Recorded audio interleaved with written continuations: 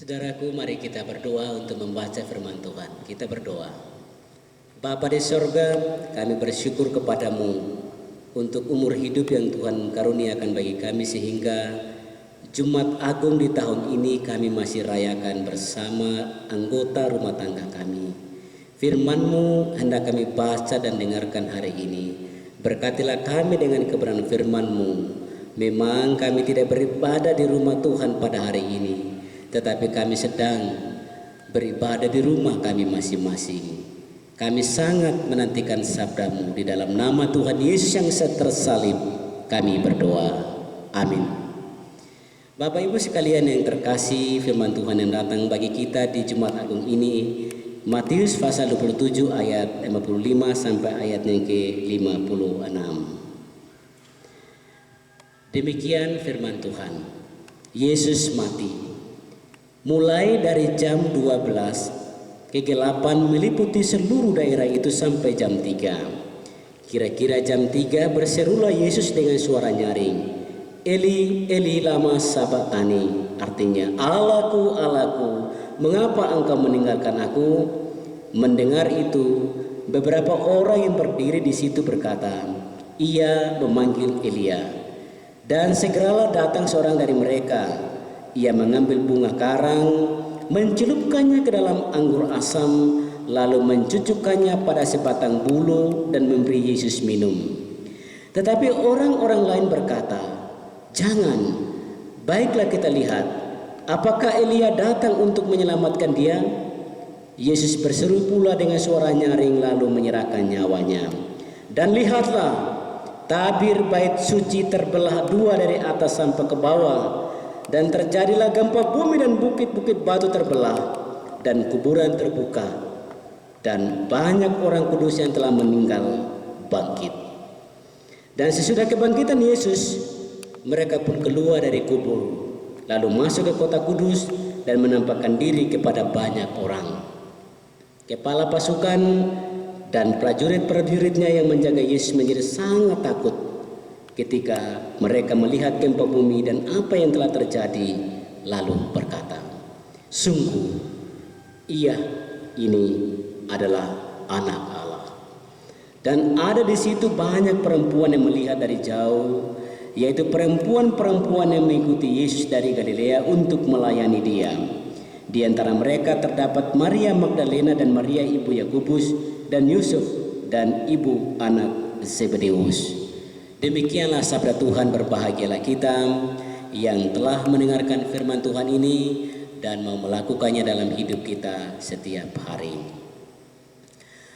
Bapak Ibu umat beriman yang percaya kepada Yesus Kristus yang saya kasihi, selamat merayakan Jumat Agung tahun 2020.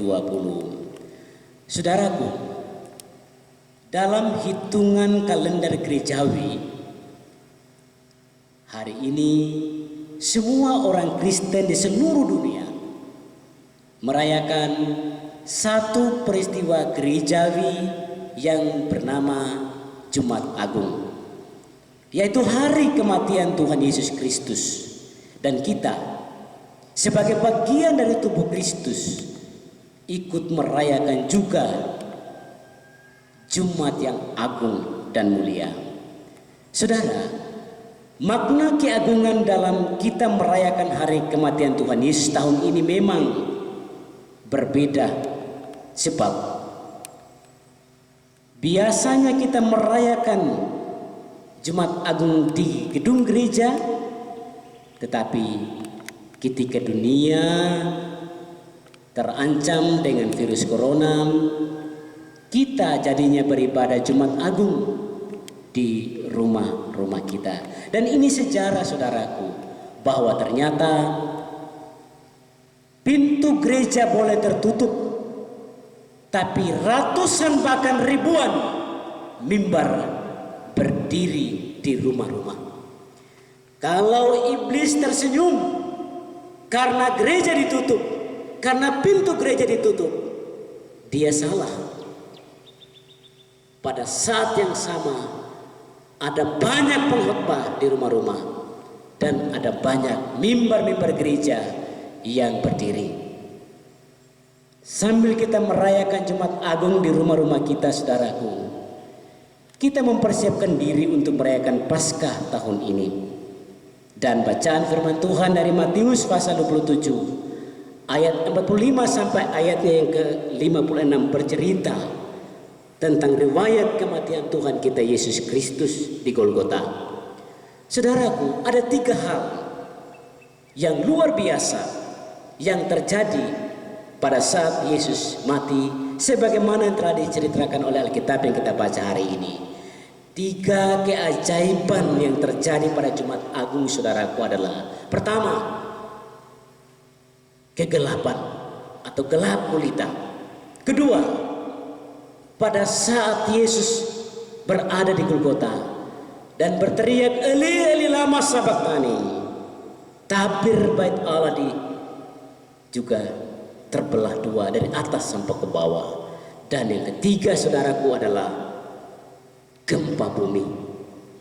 Ketiga peristiwa ini sangat menggemparkan dunia saat itu, sebab 3 hal itu tiba-tiba terjadi gelap gulita, tiba-tiba terjadi sesuatu yang tidak biasa di bait Allah, bahwa tabir bait suci itu terbelah, dan tiba-tiba terjadi gempa bumi. Ini di luar kewajaran, tidak biasa dan belum pernah terjadi. Disinilah surga memperlihatkan kemahakuasaannya, dan Tuhan Allah kita, pencipta segala yang hidup, menyatakan kemuliaannya. Hari ini kita kembali membaca cerita ini, cerita kematian Tuhan Yesus. Dalam kondisi kehidupan kita saat ini, marilah kita merefleksikan tentang kenyataan hidup yang Tuhan perhadapkan pada kita saat ini di tahun 2020 yang dimulai dari akhir atau ujung tahun 2019. Pertama, saudaraku, saya ingin kita kembali mengingat bahwa kita ini adalah buatan tangan Allah. Kita ini hanya debu tanah yang baru disebut sebagai makhluk yang hidup ketika Tuhan menghembuskan nafas hidup ke dalam hidung manusia pertama. Kejadian 2 ayat 6 dan 7. Hal yang kedua, saudara, yang kita renungkan di Jumat Agung ini, karena kita adalah debu tanah, maka adalah sia-sia jika kita hidup dalam keangkuhan, baik angkuh terhadap Tuhan, seolah-olah tidak butuh Tuhan, maupun sombong dalam relasi dengan sesama kita. Sebab ingat, saudaraku, hidup ini bagaikan roda yang terus berputar, dan pada saat ini kita berada di bawah, sebentar lagi bisa kita ada di atas. Dan satu hal yang kita harus yakin, saudaraku, Tuhan pencipta kita itu telah menyediakan takaran berkat bagi setiap anak-anaknya. Hal yang ketiga, saudara, kita punya Tuhan yang dahsyat dan luar biasa. Tuhan kita adalah Tuhan yang berkuasa, dan bisa buat apa saja. Dan Tuhan kita tidak berada di dalam kendali manusia, tetapi manusialah yang berada dalam kuasa dan genggaman tangan Tuhan. Bahkan kita punya Tuhan yang lebih besar daripada masalah-masalah kita, dan kepadanya lah kita membawa setiap problematika hidup kita yang rumit sekalipun. Masalah bisa rumit bagi kita, tetapi di hadapan Tuhan itu masalah kecil. Bagi kita ini masalah tidak ada lagi jalan keluarnya. Tetapi ketika kita angkat tangan, kita menyerah, tanda tak sanggup lagi, Tuhan kita akan turun tangan tolong kita. Mari kita sampaikan doa-doa kita kepada Tuhan di dalam nama Yesus yang tersalib. Di dalam nama Tuhan Yesus yang mati bagi dosa kita, di dalam nama Yesus yang bangkit bagi keampunan sempurna atas dosa-dosa kita. Hal yang keempat, dengan penyerahan diri kita kepada Tuhan di dalam nama Yesus, saudaraku, kita menyatakan pengakuan kita kepada Tuhan Yesus yang berkuasa, bahwa Tuhan Yesus anak Allah itu layak disembah dan layak dipermuliakan. Hanya Yesus Tuhan kita yang layak dipuji. Tidak ada nama lain, tidak ada pribadi lain yang patut dipuji dan patut menerima pujian. Hanya Dia, Tuhan kita, yang layak menerima segala pujian kita. Kita pun tidak layak makan puji, tidak pantas minta pujian, apalagi mengharuskan orang lain memuji kita. Saudara, karakter kita lah, cara hidup kita lah, dan karya kita lah yang akan menjelaskan dan menerangkan siapa kita. Apakah kita patut mendapat penghargaan di hadapan Allah atau di hadapan manusia, sangat ditentukan oleh karakter kita, cara hidup kita, dan karya kita yang berkenan di hadapan Allah. Hal yang kelima, dengan merayakan hari Jumat Agung ini, kita makin yakin bahwa kita tidak menyembah Allah di dalam Yesus secara membabi buta tanpa alasan, tidak. Tetapi kita memuji Tuhan di dalam nama Yesus karena Tuhan telah mengurniakan anaknya yang tunggal, Allah yang menciptakan langit dan bumi, adalah Allah yang sungguh-sungguh mengurus dan merawat kehidupan kita.